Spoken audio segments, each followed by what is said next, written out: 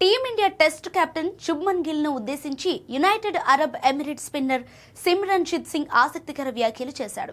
చిన్ననాడు గిల్ కు నెట్స్ లో బౌలింగ్ చేశానని, అయితే ఇప్పుడు అతడికి తాను గుర్తున్నానో లేదో తెలియదని అన్నాడు. కాగా పంజాబ్ లోని లుధియానాకు చెందిన సిమ్రన్జిత్ సింగ్ ఊహించని పరిస్థితుల్లో యుఏఈకి చేరుకున్నాడు. ఆ తర్వాత వరుస అవకాశాలు రావడంతో అక్కడే ఉండిపోయాడు. జూనియర్లకు కోచ్గా వ్యవహరిస్తూనే యుఏఈ జాతీయ జట్టుకు ఎంపికయ్యాడు.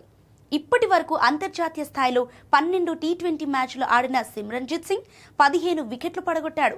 ఇక ఇప్పుడు ఆసియా కప్ 2025 రూపంలో మేజర్ టోర్నీ ఆడేందుకు అతడు సిద్ధమయ్యాడు. కాగా సొంత గడ్డపై జరగనున్న ఈ ఖండాంతర టోర్నీలో యుఏఈ టీమిండియాతో కలిసి గ్రూప్ ఏలో ఉంది. ఇరు జట్లు సెప్టెంబర్ 10న తమ తొలి మ్యాచ్లో తలపడనున్నాయి. ఈ నేపథ్యంలో మాట్లాడిన సిమ్రన్జిత్ సింగ్ గిల్తో తనకున్న జ్ఞాపకాలు, తన క్రికెట్ ప్రయాణం గురించి తెలిపాడు. శుభ్మన్ చిన్న పిల్లాడిగా ఉన్నప్పటి నుంచే నాకు తెలుసు.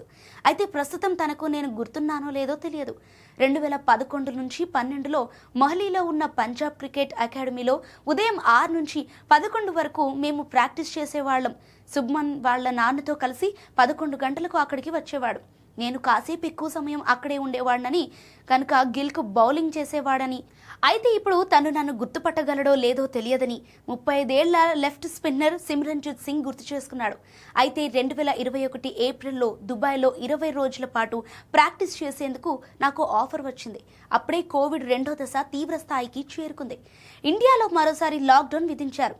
దీంతో నేను దుబాయ్లోనే మరికొన్ని నెలల పాటు ఉండిపోవాల్సి వచ్చింది.